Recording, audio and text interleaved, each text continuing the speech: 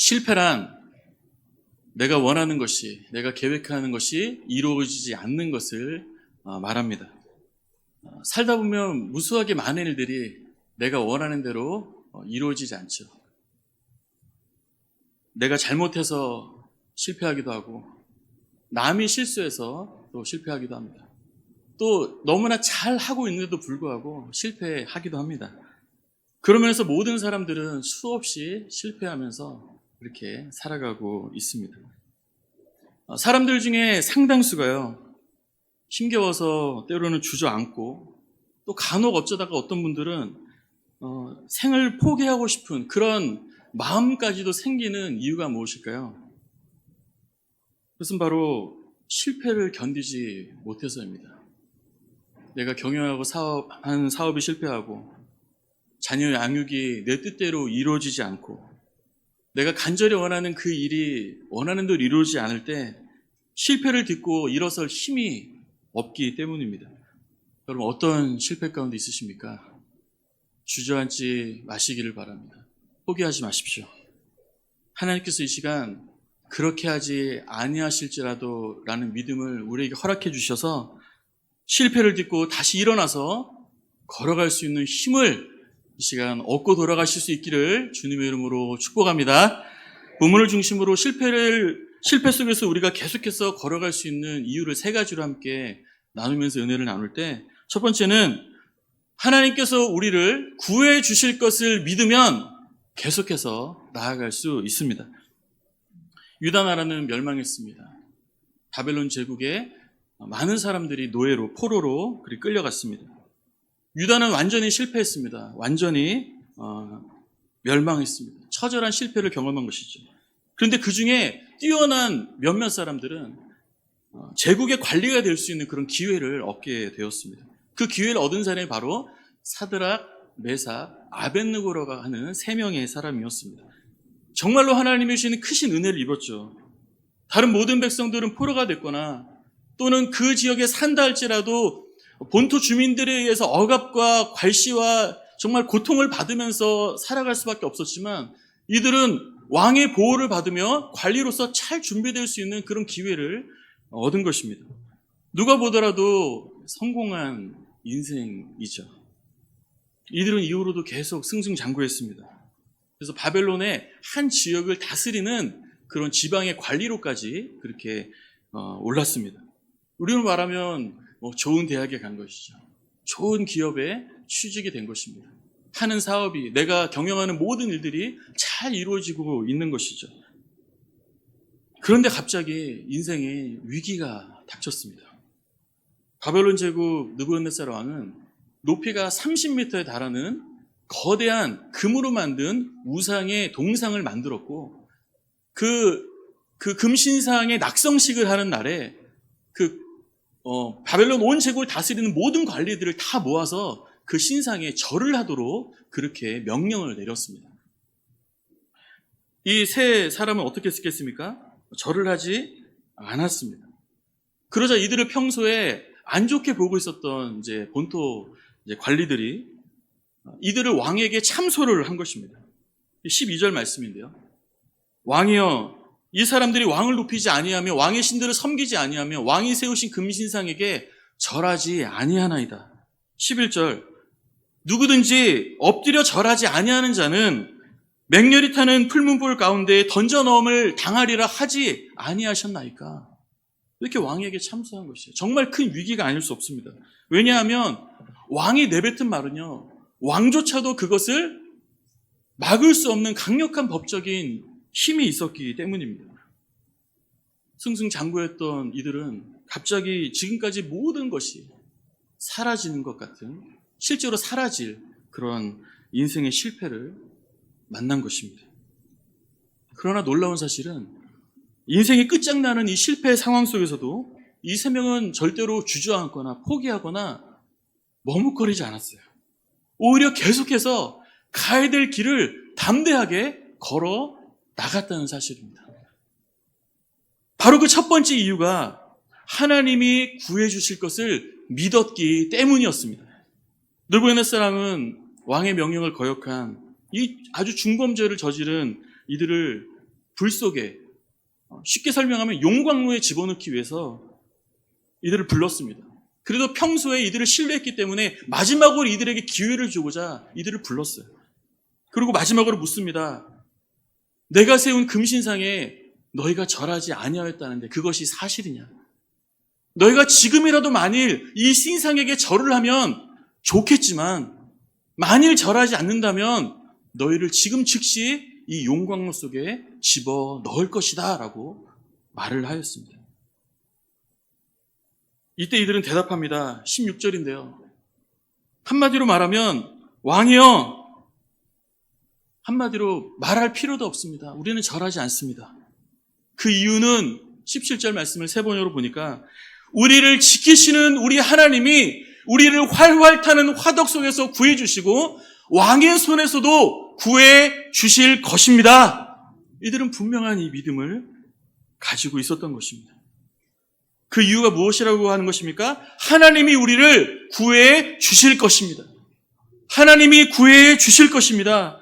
우리를 도우셔서 실패의 자리에서 반드시 구하실 하나님만을 믿고 바라보실 수 있기를 주님의 이름으로 축원합니다. 그러나 우리는요, 전능하신 하나님을 우리가 믿는다고 말하지만 사실 실제로는 가만 여러분 자신을 돌아보면요, 믿지를 않습니다. 여러분, 베드로가 감옥에 갇혔을 때 일인데요. 베드로가 감옥에 갇히자 성도들이 모여서 날마다 그를 위해 기도했습니다. 여러분, 뭐라고 기도했겠습니까? 베드로를 감옥에서 풀어 주옵소서 기도했겠죠. 그래서 결국 하나님의 기적 같은 역사로 옥이 무너지고 베드로 거기서 빠져나와서 이제 성도들이 있는, 기도하고 있는 그 장소로 베드로는 찾아가게 되었습니다. 그래서 어린 소녀가 베드로가 문 밖에 온 것을 발견합니다. 너무 놀라서 문도 열지 못하고 기도하고 있던 성도들에게 다가가서 이렇게 말합니다. 베드로가 문 앞에 왔어요. 베드로가 문 앞에 왔어요. 여러분, 성도들이 뭐라고, 기도하고 있었던 성도들이 뭐라고 대답했는지 아십니까? 네, 그렇죠. 너가 미쳤구나. 여러분, 이것은 남의 이야기가 아닙니다. 혹시 우리들의 이야기가 아닙니까? 미쳤구나. 그런 일은 일어나지 않아. 한 번은 나사로가 죽을 병에 걸렸었죠. 여동생들은 예수님을 불러 모시기 위해서, 병을 고쳐달라고 부르기 위해서 사람을 예수님께로 보냈습니다. 근데 예수님은 곧 오지 않으셨어요. 하나님의 뜻이 계셨기 때문에 나사로가 죽은 지 4일이 지난 후에야 당도하셨습니다. 그런데 두 여동생들은요, 그래도 나사로가 숨이 붙어있을 때는 예수님이 살려주실 것이라는 간절한 기대를 가졌지만 이미 나사로가 죽고 썩어서 냄새가 나버리자 모든 기대를 접었습니다. 예수님이 오셔서 심지어 너희 오라비가 살아나리라 라고 말씀하셨음에도 불구하고 한 여동생은요, 이렇게 대답합니다. 마지막 부활의 날에는 살아날 것입니다. 이렇게 체념했고요. 또 다른 여동생은 이제는 냄새가 납니다, 예수님. 이렇게 자포자기하는 심정으로 대답했습니다. 그러나 예수님은요, 그 실패의 자리에서, 완전한 실패의 현장에서 나사로를 다시 살려주셨습니다. 예수님께서 나사로야 나오너라 말씀하실 때 나사로는 살아났습니다. 우리 주님은요, 말씀으로 세상을 창조하신 창조주 하나님이십니다. 전능하신 하나님 언제나 우리와 함께 계십니다. 따라서 지금도 우리 주님 우리에게 말씀하시기만 하면 무에서 유가 창조되는 줄을 믿으시기를 바랍니다. 우리의 실패가 변하여 감사가 되고 찬송이 될 줄로 믿습니다. 실패 자리에서 말씀으로 우리를 반드시 구하실 전능하신 하나님을 믿음으로 바라보시기를, 하나님께서 이 믿음의 확신을 우리에게 허락해 주시기를 주님의 이름으로 축원합니다. 두 번째는 실패해도 괜찮다는 사실을 믿을 때 계속해서 나아갈 수 있습니다. 사드락 메삭 아벳느고는 믿음으로 살았을 뿐인데 인생에 처절한 실패가 찾아왔습니다. 그런데 그 실패와 좌절의 상황 가운데서 계속해서 앞을 향해서 나아갈 수 있었던 이유는요, 두 번째 이유는요, 그렇게 하지 아니하실지라도 라는 믿음의 고백이, 확신이 있었기 때문이었습니다. 18절 말씀인데요. 그렇게 하지 아니하실지라도 왕이 세우신 금신상에게 절하지도 아니할 줄을 아옵소서. 당당하게 믿음을 고백하며 앞으로 계속 나아갔습니다.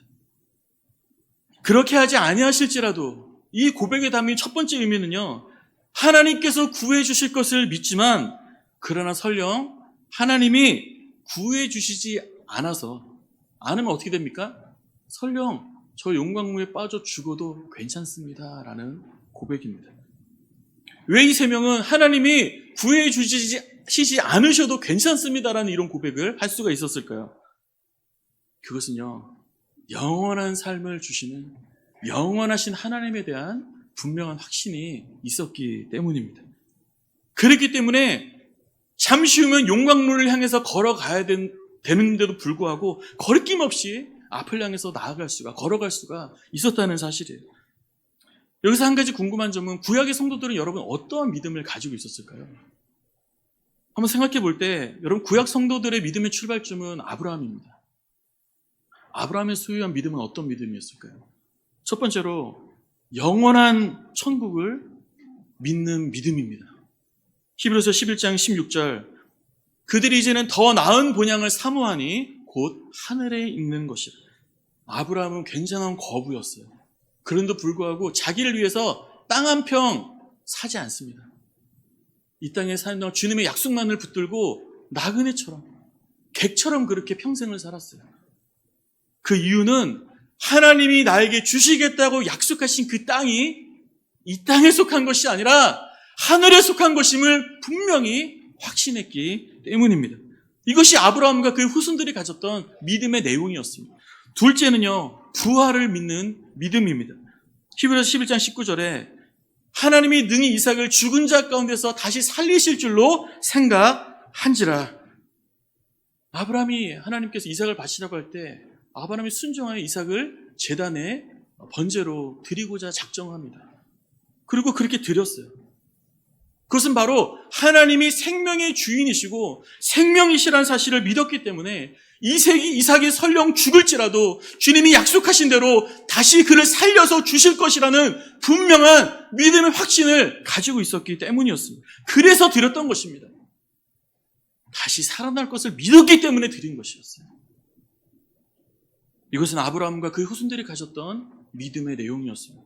세 번째는 우리를 죄와 사망 가운데 구원하실 예수 그리스도께서 오실 것을 향한 믿음입니다. 구약의 제사제도는요, 그 자체로는 아무 효력이 없습니다. 오직 그 모든 예식들은 장차 오실 예수 그리스도를 바라보라고 성도들에게 주신 것들이었어요. 즉 구약시대 날마다 드렸던 그 동물 제사는 하나님의 어린 양으로 오실 그 예수께서 우리를 향해 대신 피 흘리심으로 우리의 모든 죄를 대속하실 것을 바라보라고 성도들에게 주신 것이었습니다. 히브리서 10장 11절 이하의 말씀인데요. 제사장마다 매일 서서 섬기며 자주 같은 제사를 드리되 이 제사는 언제나 죄를 없게 하지 못하거니와 오직 그리스도는 죄를 위하여 한 영원한 제사를 드리셨다. 그래서 구약의 모든 선지자들은요, 한 구원자가 오실 것을 늘 예언했습니다. 그 중에 한 가지 이사야서 9장 6절을 보시면 한 아기가 우리에게 낳고 한 아들을 우리에게 주신 바 되었는데 그의 이름은 기묘자라 모사라 전능하신 하나님이라. 그는 영존하시는 아버지라 평강의 왕이라 할 것임이라. 한 분이 이 땅에 오셔서 우리의 모든 죄를 대속하실 것을 예언하였습니다. 그래서 예수님 오실 당시에 수많은 유대인들이 오실 구원자를 기다리고 있었던 것입니다. 예수 그리스도 누구십니까? 요한복음 3장 16절 하나님이 세상을 이처럼 사랑하사 독생자를 주셨으니 이는 그를 믿는 자마다 멸망하지 않고 영생을 얻게 하려 하심이라. 예수님 우리 모든 죄를 대신하여 십자가에 달려 죽으시고 부활하심으로 저의 모든 죄의 값을 대신 지불하신 하나님의 아들이십니다. 따라서 주 예수를 믿으면 영원한 생명을 얻습니다. 예수 그리스도를 믿으시기를 주님의 이름으로 축원합니다. 믿는다면 믿는 자는 영원한 생명을 얻는 것입니다. 요한복음 6장 47절 진실로 진실로 너희에게 이르노니 믿는 자는 영생을 가졌나니. 믿는 자는 영생을 가졌다라고 주님은 선포하고 있습니다. 따라서 저 여러분들, 우리가 예수를 믿었다면 영원한 생명을 얻은 것입니다. 영원한 생명을 얻었다면 구원받은 성도들은요, 아무리 못해도 천국입니다. 한번 따라해 볼까요? 못해도 천국입니다. 한 번 더 고백해 볼까요? 못해도 천국입니다. 여러분, 어렸을 적에 오락실 다녀보셨습니까? 저는 좀 다녀봤습니다. 그때 오락을 하면 가장 든든하고 자신감 넘칠 때가 어느 때인지 아십니까? 이해하실지 모르겠는데요. 생명이 2개 내지 3개가 더 남아있을 때. 웃지를 않으시는군요. 잘 모르시겠네요. 저만 아는 것 같습니다. 예, 그런 편안한 마음으로 오락에서 적군이 아무리 쳐들어도 자신감을 가지고 용기 있게 이렇게 앞으로 나아갑니다. 그리스도인은 이보다는 더 자신감이 넘쳐야 됩니다. 왜냐? 우리는 영원한 생명을 달아놓고 사는 사람들이기 때문입니다. 이것은 분명한 사실입니다.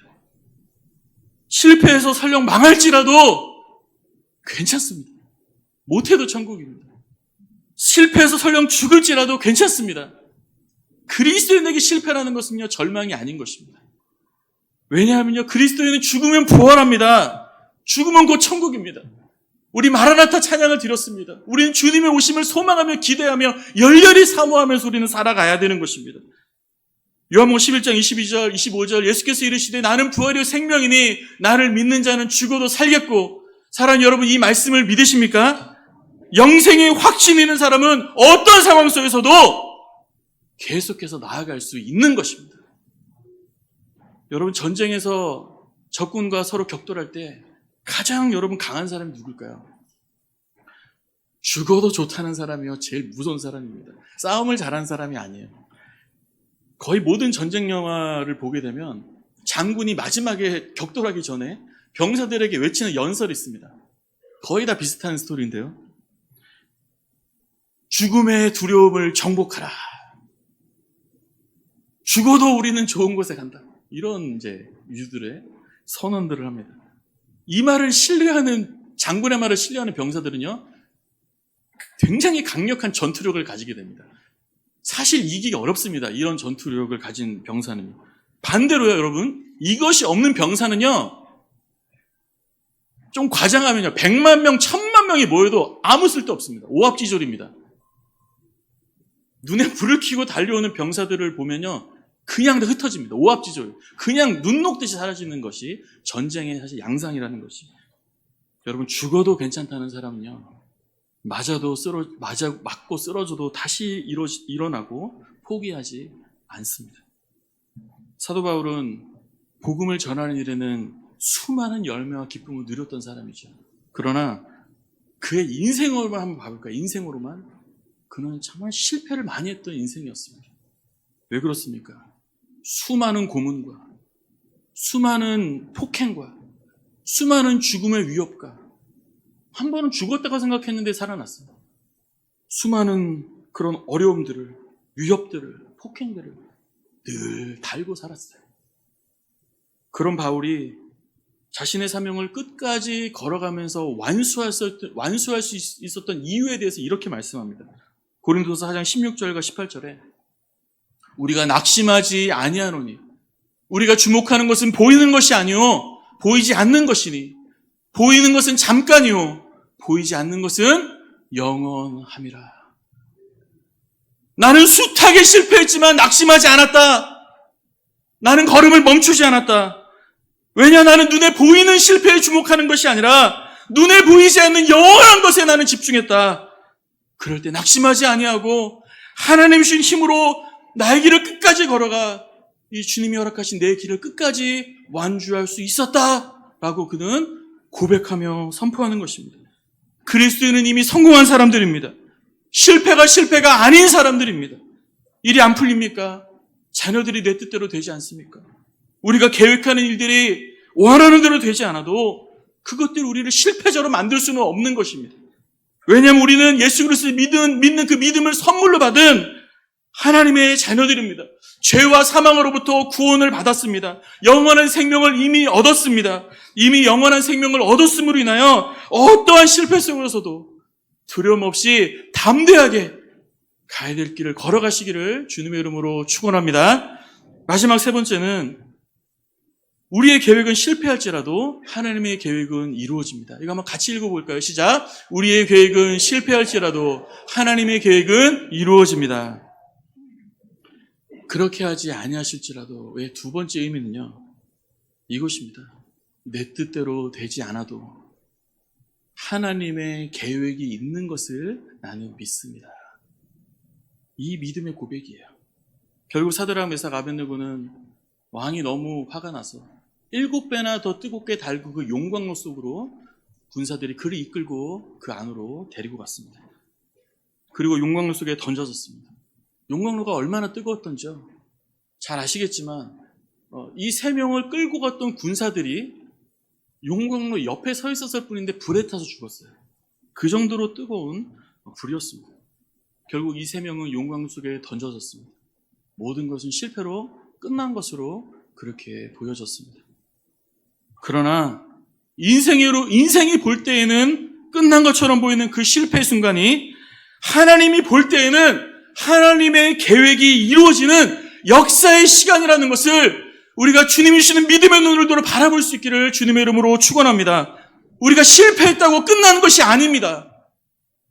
거기에는 하나님이 우리를 향하신 계획이 있습니다.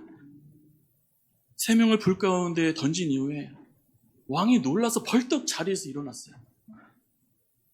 왜냐하면 불 속에는 분명히 3명을 던졌는데 4명이 있었기 때문입니다. 또한 이들은 불 속에서 불에 녹아버리지 않고 4명이 용광로 속을 거닐고 있었기 때문이었어요. 왕은 너무나 놀라서 자리를 박차고 일어났습니다. 그리고 이 3명에게로 다가갔습니다. 이들의 이름을 불렀습니다. 26절인데요. 지극히 높으신 하나님의 종 사드락, 메삭, 아벳느고야, 나와서 이리로 오라! 그들을 불렀어요. 함에 사드락, 메삭, 아벳느고가 불 가운데서 나온지라. 그런데 이들이 화덕에서 나왔는데요, 머리털 하나 타지 않았습니다. 옷 실오라기 하나 타지 않았어요. 불타는 냄새도 없었다고 성경은 말씀하고 있습니다.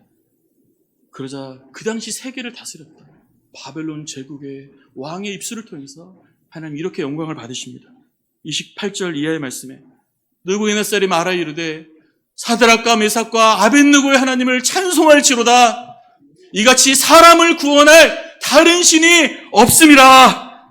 하나님의 영광을 받으셨습니다. 그리고 이 3명을 실패 속에서 회복시키셨어요. 30절을 3번으로 보시면 왕은 사드락과 메삭과 아벳느고를 바벨론 지방에서 번영을 누리며 살게 하였다.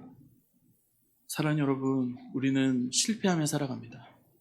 그러나 우리의 실패가 하나님의 실패는 아닙니다.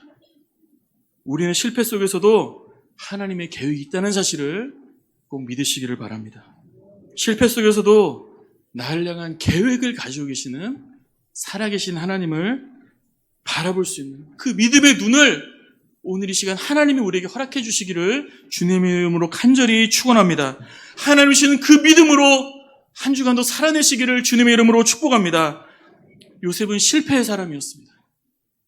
하나님의 꿈을 꾸었지만, 하나님의 사명을 받았지만, 하나님의 분명한 약속을 받았지만 그는 형제에게 버려졌습니다. 노예로 팔렸어요. 노예로 오랫동안 노예 생활했습니다. 게다가 감옥에까지 던져지게 되었죠. 그러나 그는 하나님의 계획이 있음을 믿었습니다. 그러지 않고서 어떻게 노예로 살면서 그렇게 열심히 성실하게 살아갈 힘이 있었겠습니까? 그러나 사실 이 모든 요셉의 실패 속에는 하나님의 섭리하심이 있었습니다. 훗날 그는 애굽의 총리로서 사실 애굽의 모든 나라를 다스리는 실권자로서 운영하는 1인자가 되죠. 어떻게 그 일을 감당할 수 있었을까요? 여러분, 노예로 살면서 그것이 실패가 아닌 것을 믿고 하나님의 계획이 그것으로 있음을 믿고 보디발의 집을 성실하게 주님을 의지하면서 실패 속에서도 잘 다스리며 감당하며 주님과 동행하며 살아갈 때 그 지혜를 가지고 국정을 운영할 수가 있었던 것입니다. 감옥에 갇혔어도 이것이 인생의 끝장난 것이 아니라 감옥에서도 하나님의 계획이 있음을 믿었기 때문에 성실하게 그 가운데서도 충성하며 살아갈 수가 있었던 것입니다. 감옥에서 성실했기 때문에 감옥에서 만난 수많은 고위 관료들과 네트워크를 갖고 훗날 나라를 다스릴 때 잘 그것을 활용해서 다스릴 수가 있었다는 사실이에요. 우리는 누구나 실패하며 삽니다. 그러나 우리를 사랑하사 인도하시는 우리 하나님 아버지가 실패한 것이 아니라는 사실입니다. 언제나 예수 그리스도를 바라보는 이들에게 이김을 주시는 그 하나님만 바라보시기를 주님의 이름으로 축원합니다. 반드시 오늘의 실패를 이해할 날이 오게 될 것입니다. 하나님은 그 실패를 양분 삼아 우리를 향하신 하나님의 선하신 계획을 이루어 가실 것입니다. 그 실패 속에서 오히려 우리를 살리실 것이고요. 우리의 자녀를 살리실 것이고요. 우리를 축복하실 것입니다. 우리가 실패의 어두움 속에서 방황할지라도 우리 주님은요, 그 어두움을 재로 삼아 우리를 빛 가운데로 밝혀주시는 분이심을 저는 믿습니다. 바로 이 아버지 하나님 바라보시기를 주님의 이름으로 축복합니다. 말씀을 정리하면서 저도 자주 실패합니다. 실패할 때마다 절망합니다. 그리고 눈물도 납니다. 그러나 시간이 지날수록 더 빨리 수습하고 일어납니다. 그 이유는 첫 번째, 하나님이 나를 구해 주실 것을 믿기 때문입니다. 둘째로, 이 실패 설령 끝나도 괜찮습니다. 영원한 천국이 나를 기다리고 있다고 저는 확신하고 있기 때문입니다. 셋째로, 실패는 내가 실패한 것이지 우리 하나님이 실패하신 것이 아닙니다. 하나님의 우리를 향한 계획이 이루어지고 있다는 것을 믿기 때문입니다. 실패하셨습니까? 그렇게 하지 아니하실지라도 이 하나님이 주시는 이 믿음을 붙들고 희망을 가지고 다시 일어나 다시 하나님이 부르신 부르심의 자리에서 앞을 향해서 나아가실 수 있기를 주님의 이름으로 축원합니다. 아멘. 살아계신 하나님, 은혜와 사랑을 감사합니다. 우리를 죄와 사망에서 구원하여 주시고 하나님, 이 땅을 하늘의 소망 가운데 살게 하시니 하나님 은혜를 감사합니다. 하나님, 우리가 이 땅을 살아갈 때 하나님 실패합니다. 하나님이 나를 구해 주실 것을 믿는 믿음을 허락하여 주옵소서. 이 실패에서 설령 끝난다 할지라도 영원한 천국이 나를 환영하며 기다리고 있다는 사실을 기억하며 담대하게 나아가게 하여 주옵소서. 실패는 내가 실패한 것이요 하나님이 실패하지 않은 것임을 믿고 하나님이 날 향한 계획이 있음을 확신하며 믿고 살아갈 수 있도록 이 믿음을 우리에게 허락하여 주옵소서. 마침내 승리케 하시는 하나님을 경험하고 실패 속에서도 승리한 일들을 우리 삶 속에 경험하며 살아갈 수 있도록 하나님 은혜를 베풀어 주옵소서. 살아계신 예수 그리스도 이름으로 기도드립니다. 아멘.